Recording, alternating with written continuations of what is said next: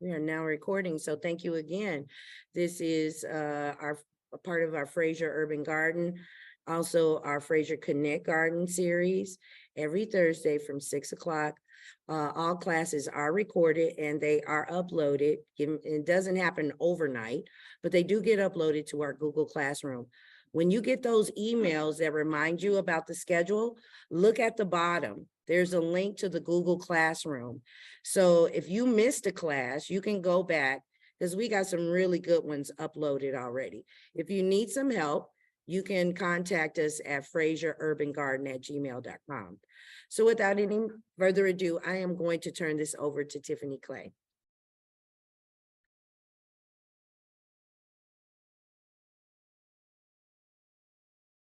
Again, welcome everyone. I am definitely excited to be here and to share with you. So we want to remind you again, if you have not already, if you would be so kind to drop your zip code in the chat. And then for those in the room, if you've not already signed in, we'll be sure to get the sign in sheet for you. And if you don't know, we are again excited about our Fraser Urban Community Garden. And of course, this series of education, empowerment, and tools. And this is an active engagement and discussion. So we definitely want your feedback and input, and we want to come and learn and grow together. So one of the things I tell people all the time about our garden is that we not only grow food, we grow resources, we grow people, and all that in turn strengthens our community. And so those things, right? It's all about the exchange. We give and take in nature, we give and take to each other, and we just want to continue that. So if you don't know, get ready, and we're going to grow this evening. So this month, April, of course, amongst some people smiling and different things. I know a few birthday people are excited, but I'm a little more excited that this month we're actually recognized and celebrated the National Minority Health Awareness Month. And within that month, every year, we have Black Maternal Health Week. So if you're not familiar with that, this is our week. And so a few things I want to share, upcoming events, not only about the class tonight, tomorrow at Greenleaf, if you're here in Memphis, at the Greenleaf Community Center, Community Center at 6 p.m. We're going to have a Black Maternal Health Fair. And again, these resources are free. And then on Saturday, if you're in Fraser, get here to 1635 Georgian Drive at 10 a.m. We're going to share her story, and it's regarding those loved ones and different ones that are facing Alzheimer's. So a little bit about myself. In this space, I not only serve as the Fraser Community Ambassador, but outside of that, I serve as a doula, and I support families with birth, postpartum, and end of life. So being caregiver, as Camille teases me about my dear spirit, my family just the same. It's just been something, a beautiful gift.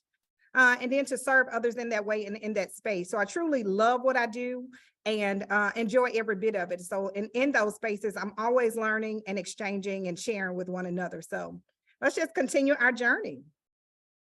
The topic for this year, oh, Tyree, your daughter's a doula, but beautiful. What type of doula is she?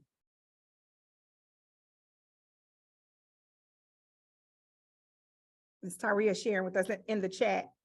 And while she shares that, okay, beautiful.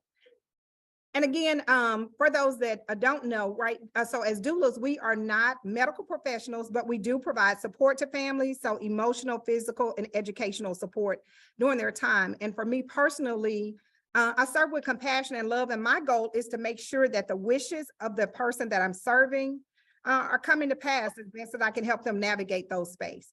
So, and with that, it's great joy, it's a lot of fun. A lot of mess some days. So, and just like our garden, our soil, right? Things can be icky and sticky and messy, but it's also beautiful in the end when we get to truly see the results. So our topic for this, our theme for this week is Our Bodies Belong to Us, Restoring Black Autonomy and Joy. And for those of you, again, if you don't know, and many of us do, right? We know the statistics of a Black woman during childbirth. The Black women are 2.5 times more likely to die in transition. Those numbers are not to scare you, but it is to make you informed and aware of, what women are still facing through many factors, including systemic racism. So just the power and support. And the studies have shown that the power of a doula, having that person present, birth outcomes are higher or more positive. The families are impacted in different ways. The mom, excuse me, not import, sorry, y'all, but report that they are having better terms in postpartum recovery as well. So just having that listening ear, having that safe space to share and a confident to share with, ask questions and be informed about different things. So one of the things that I am going to start with throughout this series today, we're going to talk about really just tools that some definitely apply to women, but some just apply to us in general. And so my first question would be, how are you taking care of yourself? So either a few things in the chat that you do to take care of yourself. So how are you, as we talk about our bodies belong to us, right? So we have to take ownership of that. We have to take that accountability for how we care for ourselves. Are we nourishing ourselves? Are we getting adequate sleep or rest? You know, those type of things. So anybody want to share what they do to take care of themselves? Yes, ma'am. I know before I go to bed, I meditate before I go to sleep. So it helps me get in I have a well rested sleep instead of just like sleeping for the time. Meditation? Yeah. Yes, ma'am. So personally, before you go on to the I feel like you need to always prioritize having that downtime. And prioritize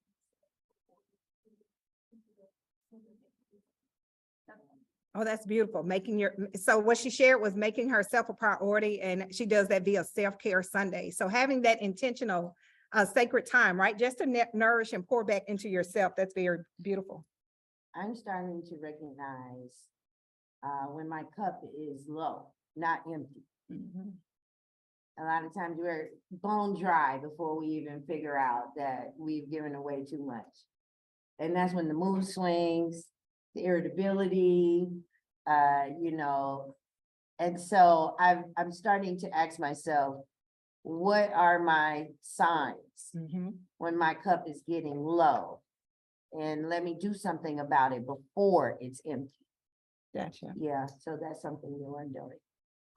I totally agree with that from the space of, right, for me, it's being more intentional about listening to my body. So instead of just pushing through and ache or pain or discomfort and everything else, no, let me pause, whether it's practicing breathing or a technique that we call, when I learned in one of my other groups, right, dumping the day. And I simply, at the end of the day, whether it's showering, for some people, it may be morning, but what it's really kind of just whatever you need to say, out of all that has taken place of the day, what is it that I need to release? And then what are those things that I need to hold on to? What are those things that, right, keep me flourishing? But sometimes, right, within the day, things just happen that we just need to be free of, whether it's to release in our mind, to release our thoughts, and even those things, right? I don't know if you all are familiar with the book, but the body keeps score. So as we experiencing different things, right, they sit in our body, and that's good and, negative things. So just being more intentional about staying in tune with what my body is telling me. My mom is not here, but just growing up, one of the things, I saw her do was truly ignore those signs. And she was so focused on taking care of us. It didn't matter if she had a headache, it was pushing beyond what the kids needed and what everybody else needed. And so in turn, I found myself mimicking a lot of those habits. But we are both now stepping back, and work, it takes practice. So we are not perfect at it, but stepping back and to say, no, hey, I need a minute. So we have some really good comments in our chat. We have Tyria who says she's eating healthy. She's eating more vegetables, cooked and raw, and more fruit. We have Marie who says she's setting boundaries with herself and others consistently. I love that. Angela says being more intentional about handling her anxiety. Oh, beautiful. I Beautiful. love all of those. Beautiful. Thank you all for sharing. Well, my next question for you guys is, what stimulates growth for you, or what's growing inside of you? So when we look at our maternal families, right, that's easy to look at a mom and we say, oh, she's growing a baby. But in each of us, in every stage that we're in, we're actually growing something. So whether it's a business, whether it's yourself, whatever it is for you. And it could be, like some of us, it could be in your garden, right? So what are some of the things that you would say that you are growing within you? Or maybe what stimulate that growth for you? I feel like I'm growing in a lot of ways right now, but I feel like there's some ways that finding choices in myself again and, learning to forgive myself with things and other people. That's beautiful. Forgiveness is very powerful. Yeah, self-forgiveness, that's right. Yeah. I love that. Devin, you were going to share? Oh, I wouldn't say, I feel like over the last like 2, 3 years, I feel like I've grown more in the sense of emotional maturity where like I don't say the stuff I used to say. Yeah. I noticed like I watch movies now and I kind of almost tear up at some stage. I love it. Like I kiss my babies more than myself. I think that I've developed an emotional IQ that I've had. Oh, I love that. And thank you, and for him being here and balancing all this divine feminine, we have now the divine masculine. So that, because we need you, you know? So many times we hear, I don't need a man. Oh, yes, we do. Yes, we do. Ah, Anybody else? we got something coming in the chat. Yes, we do. So Amarie says, I am growing my ability to surrender to the present. I am growing my spiritual practices. Beautiful, beautiful. Mhm. Just like that garden. That's it, Within us. right? That's, yeah, where you Mhm. met. I love that, Tiffany.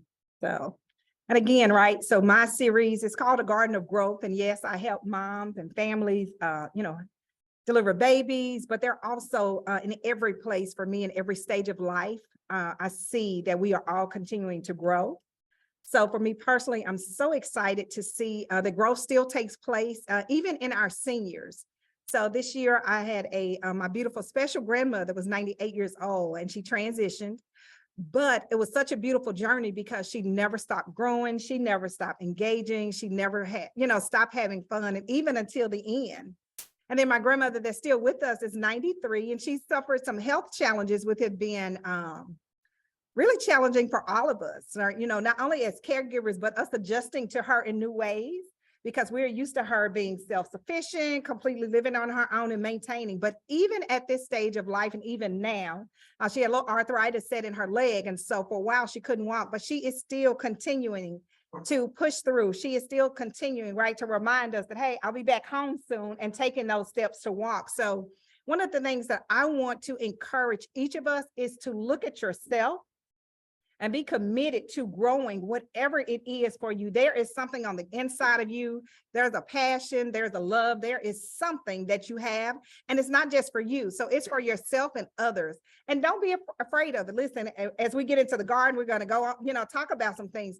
It can be ugly, it can be uncomfortable, it can cause a big stretch. But growing is required. If you think about, as I look at my granddaughter, you think about that baby when they first walked, right? How many times did they fall just trying to learn how to walk, but they kept going.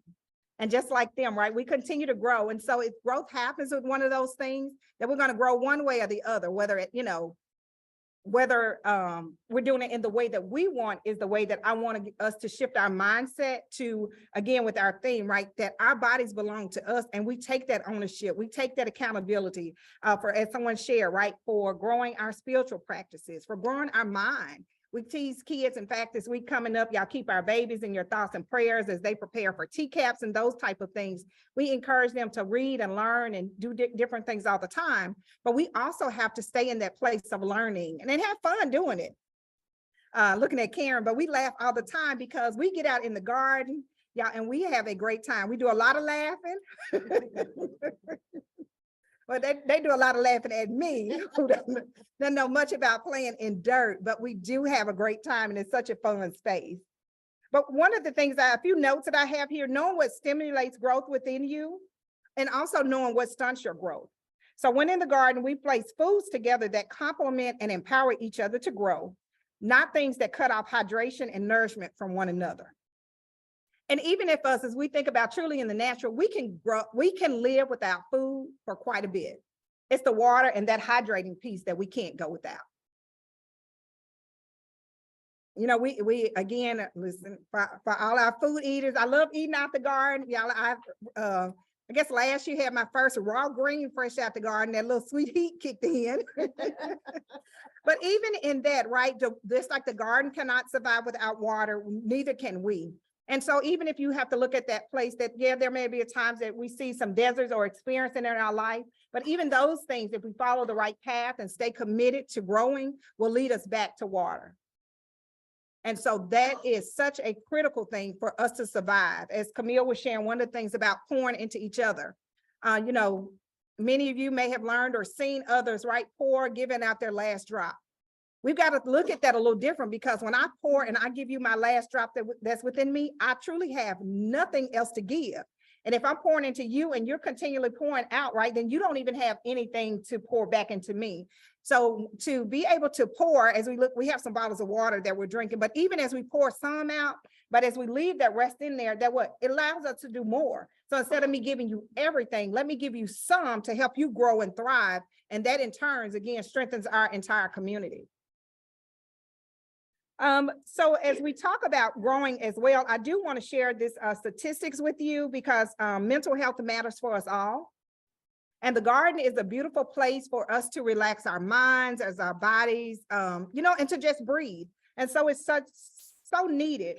So some of the information I found, especially about depression, over 3 million Americans are suffering from depression. And regarding postpartum, that's almost some of the highest numbers I saw are about 60% of women suffer from postpartum up until 6 months, but usually for Black women, that kicks in within about 2.5 weeks after birth. And it's important as we talk about our support system, right? Not just as a doula, but as the husband or the partner or whoever you are to that person, to even know and be aware of those signs. Could you tell us, what are the signs of postpartum? Mm-hmm. A lot of it is definitely emotional. You know, you may see fits of rage, you may see excessive crying. You may just see unexplained outbursts, or in some people, you know, suffer it to where they truly just cannot get out of bed. Many times we'll think, oh, this new mom, we're excited, right, that she's had the baby. For her, it's a detachment from the baby, not that, and oftentimes moms still feed their babies. They will go through the motion of taking care of the baby, but that attachment that we look for may or may not be there. A few contributing factors that I found, of course, definitely one was food, right? What we eat, and again, how we nourish ourselves. Food has a lot of, you know, chemicals, various disease. And look, this is just my side, my personal plug. I do want to encourage all of us to, where you can, reduce the amount of processed foods that we are consuming. I believe what Ms. Tyria said, she's already increased her amount of fresh fruits and vegetables, and then those raw things. So what are you growing? Are you growing something for yourself that you can eat? Don't be afraid of it. Try new things. As I look at my mom now, we talked about food boxes and food resources, where we were given a box of food, and in that, it was our first time trying eggplant. We enjoyed every bit of it. In fact, we had a cooking class up here. We shared eggplant with the community. Many people hadn't tasted it the first time. So don't be afraid to try, you know, new and different things. So we have a question here. What would you say is the best way to support a mother going through postpartum? So I encourage my moms to, one, inform their doctors. They may or consider journaling their experiences, what they're feeling, and bringing it aware. So I would encourage you, if you know any moms or any one of us, to create a best that you can, a safe place for that mom to share. Because oftentimes, right, we just may or may not think about what they're experiencing. I experienced some of it without even knowing. My youngest son was born premature. So I never imagined, right? The only thing I had seen at that time was the birth, was mamas have their babies and they go home with their babies. Well, in my case, my son was born in emergency at one hospital and transferred to another. And so I literally saw him for a split second, and that was it. So we were at a whole nother hospital. I had to stay in the hospital a few days myself. At that time, my son was born in Nashville. My mom was here in Memphis. So not only did she had to get to me, I'm like, Mama, go see about my baby and what's going on with him, but not forget, you know, in my mind, I'm not her baby. I'm focusing on my baby. But so she had to, you know, concerned about me and him. And so in that moment, I'll never forget, I felt like when I was having a panic attack and my mom was able to like, hey, we're going to stop the press. We're going to pause. We're going to stop everything. We're going to breathe and we're going to rest. And that just allowed me to bring my emotions down. Somebody mentioned anxiety, all my anxiety from 120, y'all. I wasn't on 10. I was on 120, you know, I just didn't know, right? Not experiencing this. My body and hormones, different things are in place. I'm excited, I'm nervous, I'm scared, all at the same time. And so just having that person to say, hey, let's breathe. And we laugh now, even my granddaughter, they, you know, the kids are learning in school, hey, let's just breathe. So I mentioned their meditation, but taking that moment when you're in that situation, or even for that mom, and oftentimes there are signs we may or may not recognize because some moms can hide it very well. But I would encourage you to talk with her, ask her what she's, not only how she's feeling, because we're in, say, hey, how you doing? How you feeling? But what are you experiencing? And then allowing them to share. Not just, oh, you crying. Oh, that's just the baby blues. That's okay. That just happens. Well, no, let's, you know, kind of walk through this. Are we seeing this last a little longer? And then too, just noting the signs to say, hey, let me tell my doctor what exactly I'm experiencing, in addition to, you know, whatever else may be going on with those checkups. And so I would definitely encourage you to support them that way. So one, being an open space, a safe space for them to share not only how they're feeling, but what they're experiencing. I have had the thankful to be in the position to support some moms with postpartum anxiety, as well as postpartum depression. There's also another level that's called postpartum psychosis. And that's, I don't know if you guys remember in the news, or we've seen different situations where moms or parents may actually harm their infant children. Intentionally, they may, you know, it may have a psychotic breakdown from things like that. But, you know, and again, this information is not to scare you. It's just a reality of the things that we don't even think about, right? So we are all on the baby shower and the colorful and exciting event planning for gender reveals, but there's a lot of emotion and things that are going on during that time. And I know we focus on moms, but I will tell you that dad experienced hormonal changes as well. So not only from Sympathy sickness, is that a real thing? it is, I've been told it's a real thing. Look, did you experience that? Yeah, like. No. Like I was like down in the dumps there. My mom was like, "You got bread." I gotcha. Yeah. And every time she was right. Mamas know, huh? So yeah, our dads do, you know, experience hormonal changes and emotions, different things as well. Crazy. Like I eat real good. Yeah, it is a Like real I thing. start craving salt, and I like go to one of the stores that got cold cuts. That's why I eat like salads. And like when I come home, like everybody's looking and they're like, ugh. Like who you got pregnant? I need to real bad. Salt. Yeah, that's an emotional response. Yeah. And talking about that, and you guys feel free to share. So he was sharing his experience. If we have anyone in the chat that wants to share, but in my family, you know, we always get to looking around when my grandmother, our elder, or as we look at Miss Tondra, when somebody gets to dreaming about fish, right? So we see those signs and those different things that y'all be like, this old wives' tales. But I can tell you, in my family, they ain't been wrong yet. So we all like, they can say what they want, but we get to looking around at each other, right? Like, okay, it ain't me, is all I can tell you, but. And fish represent fertility, Mhm. and, you know, infinite, meaning, you know, no boundaries, no limit, water, the womb. So it's fitting that we would Beautiful. dream of fish. Yeah. Yes. Who is Okay, it? so time will tell. Somebody's birthing something, right? Yeah. And it is a beautiful, whether you believe or not, our ancestors, our grandmothers and great grandmothers that have passed on, they still communicate Yeah. and they're still with us.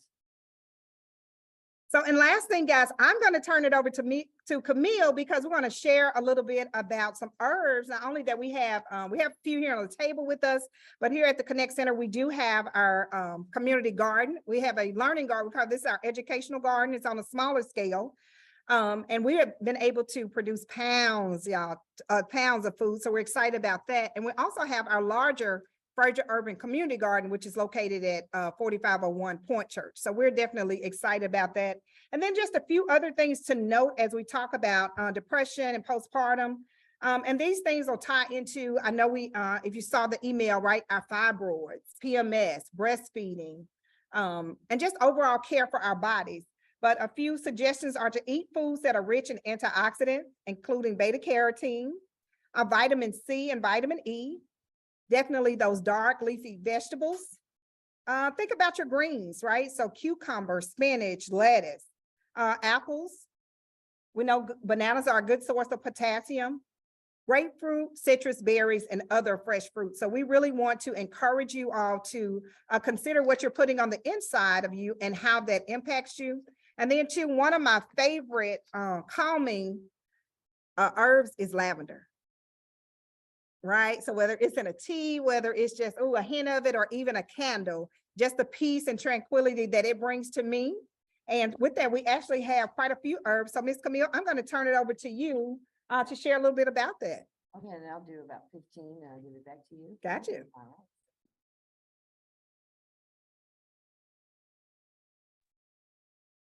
right. All right, this is my favorite part. I guess I come in with the herbs.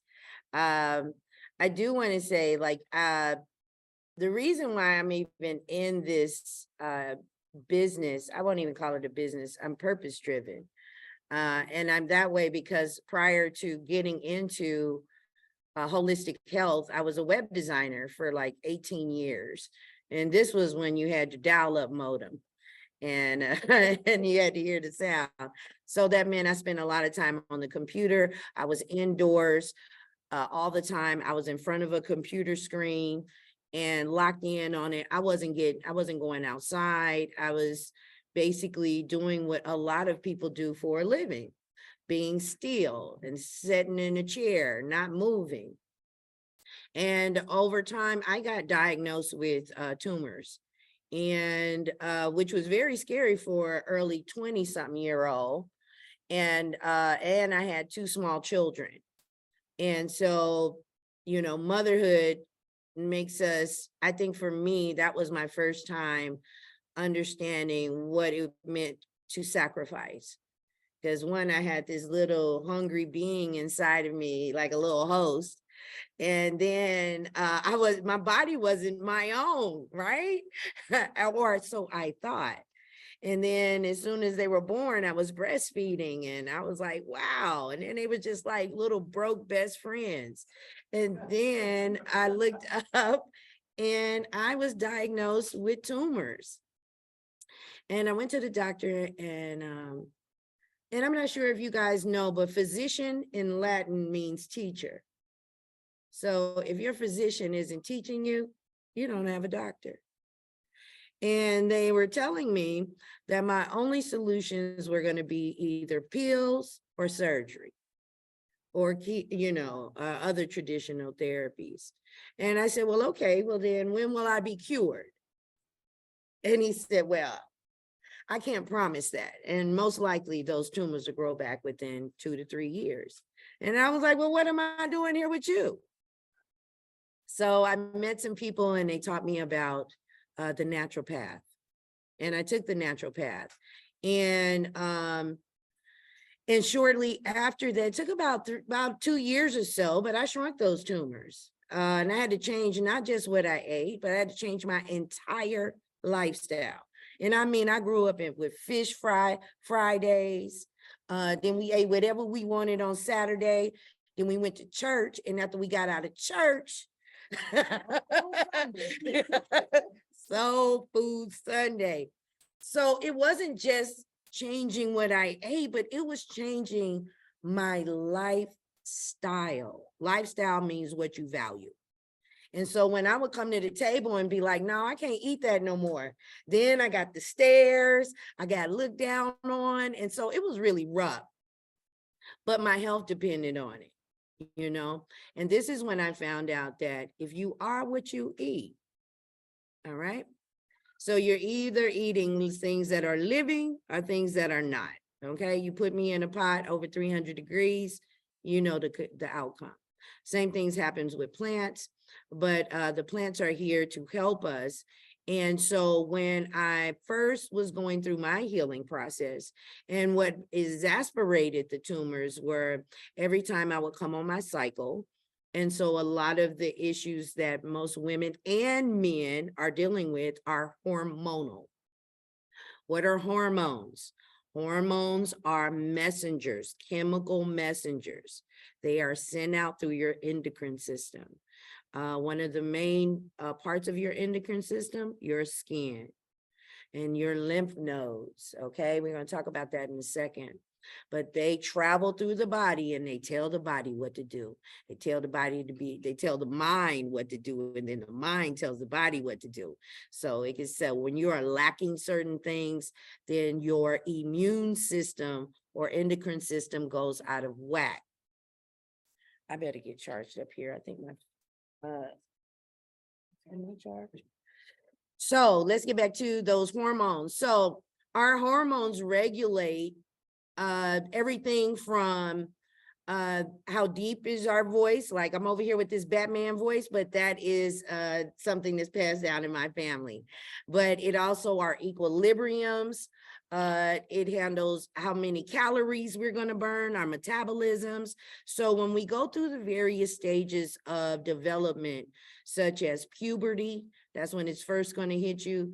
Then you're going to go through, women having their first menstruals all the way into premenopause and then menopause. And that is a class, each one of them is a class all by themselves. Okay. But we're going to stick with this one here. Now, plants, the beautiful thing about them is they are here to serve us. I'm going to share my screen for those who are on Zoom, but everyone should have gotten that sheet. So there are certain herbs that we can use that are in the garden that can help. And this is not just for women. This is also for men. And believe it or not, even animals. And certain plants have certain colors that can help us not only with our physical self, but also with our emotional self. And when you're dealing with hormones, you are dealing with the emotional self. And what are emotions? They are energy in motion. So E-motion. So when you get mad, or let's say you hold your breath, right? You get angry, somebody cut you off, or somebody say something you didn't like, or you beefing with somebody, you grind your teeth sometime, you hold your breath. And when you do that, your blood vessels constrict. And when they constrict, oxygen is not flowing. When oxygen is not flowing, you get inflammation. This is arthritis. This is tendinitis. This is the development of high blood pressure, cholesterol, all the issues. These are emotional problems. So when you go to the doctor, he's not going to give you anything for your emotions. He's going to give you something for the physical self. But the physical self, the physical symptoms are just side effects of emotional issues, okay? But there are some plants that can help us with our hormones and our emotional self and our physical self. I'm going to start with the one Tiffany said is her favorite, lavender. That is one of my favorites as well. Lavender is violet. And if you ever been to the Pharmacy Healing with Colors Garden, you will see the beautiful benefits. Lavender promotes peace. Just the smell of it. So I have something that is also another one of my favorites, which is rosemary. So rosemary and lavender. So actually what's so beautiful, Rosemary is a stimulant. It makes things grow, move. So like I can take rosemary and I can dry it and put it with oil and I can put it in my scalp and it'll stimulate hair growth. I can also put it on my joints when they're swelling. All right, so remember when I said when we're angry or upset or we're stressed out? Well, then we need something to slow down. That's what lavender does. So lavender would be a sedative. That means to relax, to slow down. Rosemary would be a stimulant to move. So I can just touch this. That's how amazing plants